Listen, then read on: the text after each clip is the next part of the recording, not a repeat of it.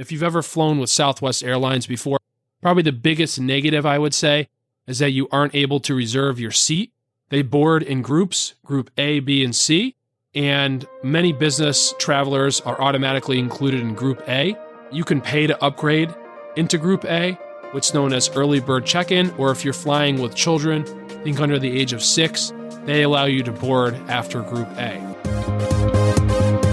Are you ready for a successful retirement?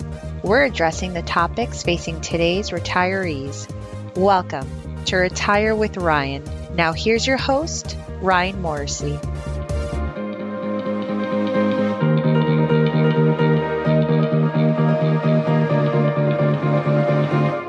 Welcome back. This is episode 94. If you're someone who likes to travel and you'd be interested in having your spouse or companion fly for free with you, then this episode is for you. Southwest Airlines offers what is arguably one of the best perks within the travel industry, the Southwest Companion Pass. And through this earned perk, Southwest flyers are able to essentially get a 2-for-1 deal on every flight that they take. And in this episode, I'm going to cover what the Southwest Companion Pass is, how to qualify for it, and how to get the most out of it. So first off, what is the Southwest Companion Pass? With the Southwest Companion Pass, a designated companion can fly with you for free for as long as you hold the pass. Your companion must pay taxes and fees, which start at $5.60 with each one-way flight. And if you fly often with the companion on routes that Southwest covers, the Southwest Companion Pass is arguably one of the best perks in the travel industry. You earn the Southwest Companion Pass by either flying 100 qualifying one-way flights or accumulating 125,000 qualifying points in a calendar year. And once you earn this pass, it's valid for the remainder of the year as well as for the entirety of the following year. And there's no limit to the amount of times that you can use your companion pass.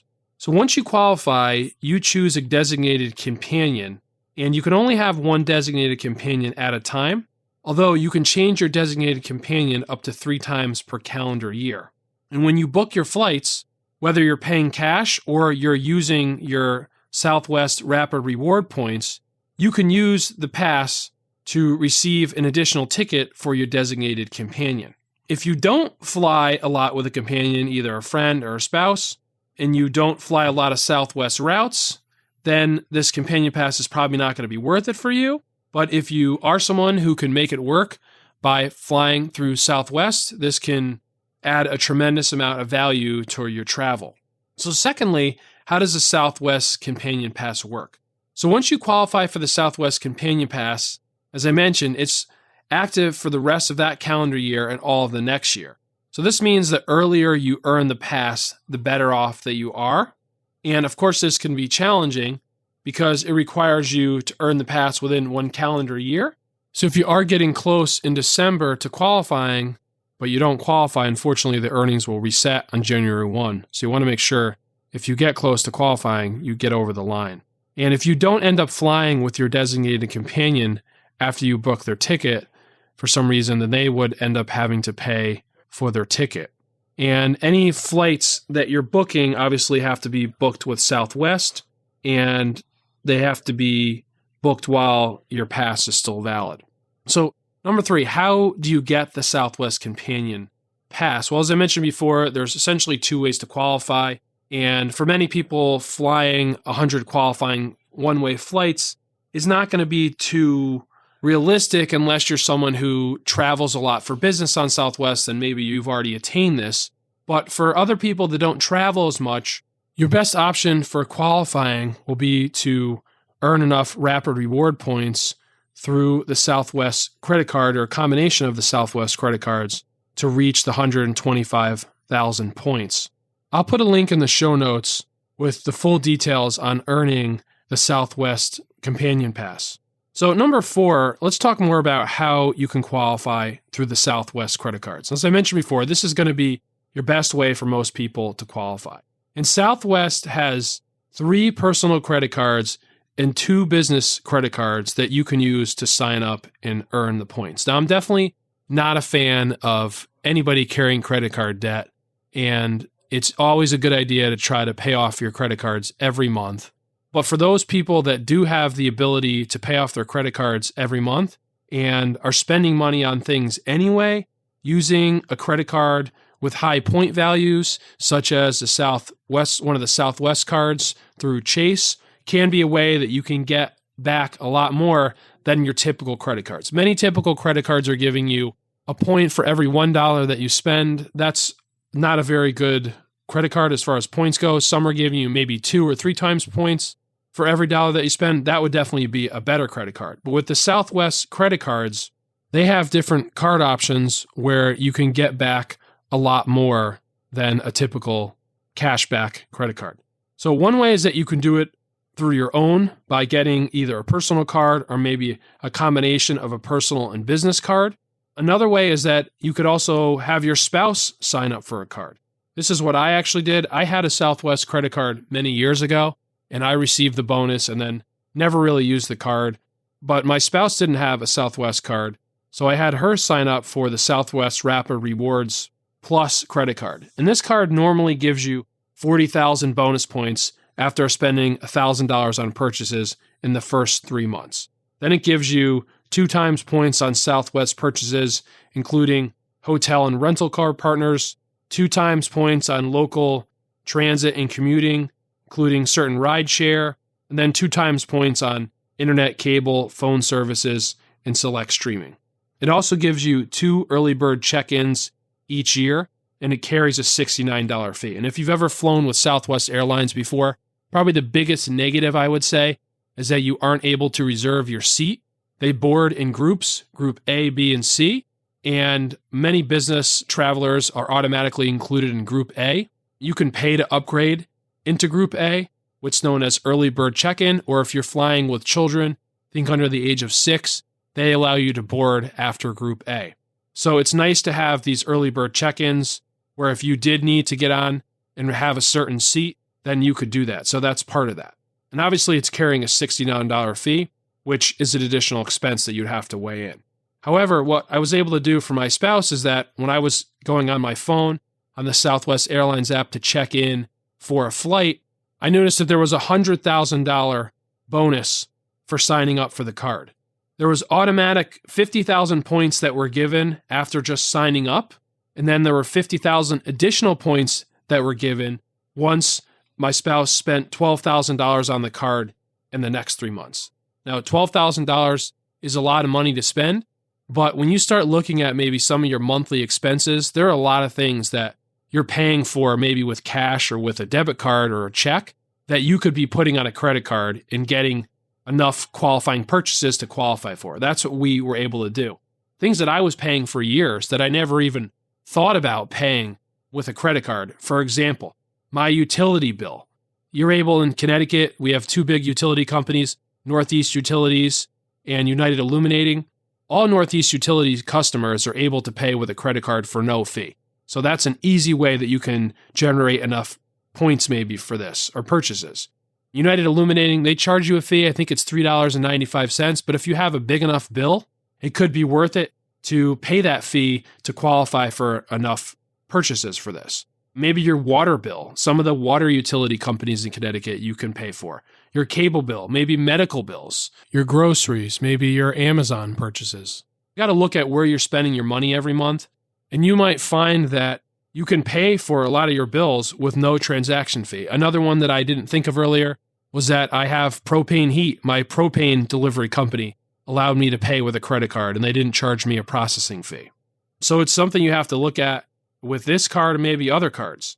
Additionally, with the business card that Chase offers, they offer you 80,000 points to sign up for a business card. If you own a small business, that could be another way that you could qualify for the points. And again, this was a special offer that I was able to take advantage of about 3 months ago.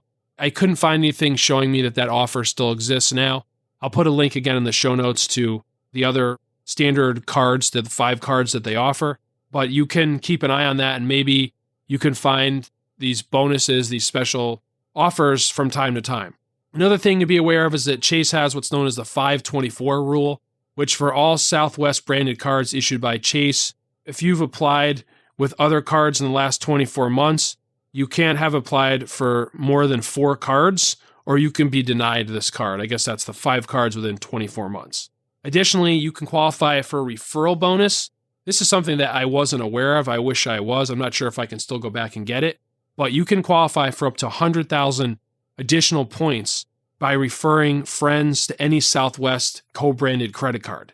So if you have to send them a referral link from your Southwest credit card, and then you can get that 20,000 points. So I'm imagining that with a spouse, you could send them that link, they could sign up, and you could get those 20,000 points. Another thing to think about, what is the best time to do this? Well, as I said before, as soon as you qualify for this, you receive the benefit for the remainder of the year and the following year. So it would be best to do this at the beginning of the year. I'm now recording this podcast in April.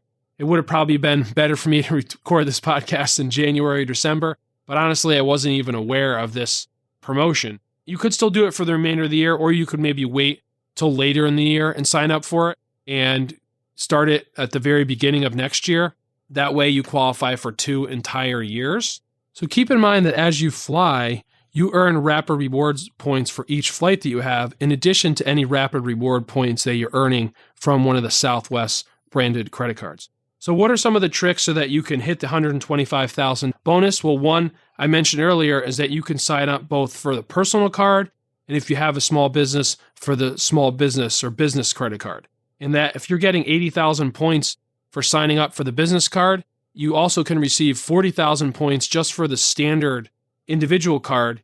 You're already at 120,000 points. It doesn't take much additional spending for you to hit the 125,000 points and then qualify for the remainder of the year and the following year. Unfortunately, this isn't something that you're able to keep. So again, as I mentioned earlier, you'd have to fly 100 flights per year, one-way flights, or you'd have to hit 125,000 points. And it's easy to do when you're getting the bonus, but after you've had your card for that initial period, you're not getting an additional large bonus. You're only getting a small bonus each year for continuing to maintain the card. So this is something you can keep all the time. You probably could keep it every so many years. You could always cancel your Southwest card. These cards do have annual fees. The lowest card that I have is a $69 annual fee. I think the business card carries a $199 annual fee. So if you're not using it a lot, you probably want to cancel it. And then you could come back a couple years later and then reapply for the card and qualify again. Obviously, you want to keep in mind anytime you're canceling card, how that could negatively impact your credit score. So, and as far as you redeeming the points and using the companion, from what I've read, the first thing that you'd want to do anytime is check a flight to make sure that there's enough available seats so that you and your companion could both get a seat on that flight. And then you'd book your flight, and then you'd go back into your Southwest Rapid Rewards account, and then you'd add your companion flight, or you could call Southwest Airlines and add that. But you're going to find it's a lot easier to just do it online, because I've had to call Southwest Airlines a few times recently, and you're going to be on hold for at least a couple hours. I hope this episode was helpful on how to qualify for the Southwest Companion Pass and either give yourself more options in retirement for where you travel, or just help reduce the cost of your traveling in retirement. Have a great week, and I look forward to talking with you next Wednesday. Take care. You should consult a financial advisor familiar with your specific circumstances before you make any financial decisions. Nothing in this broadcast constitutes a solicitation for the sale or purchase of any securities. Any mention of rates of return are historical or hypothetical in nature and are not a guarantee of future returns. Ryan Morrissey, CFP, is an investment advisor representative of Morrissey Wealth Management, LLC, a registered investment advisor.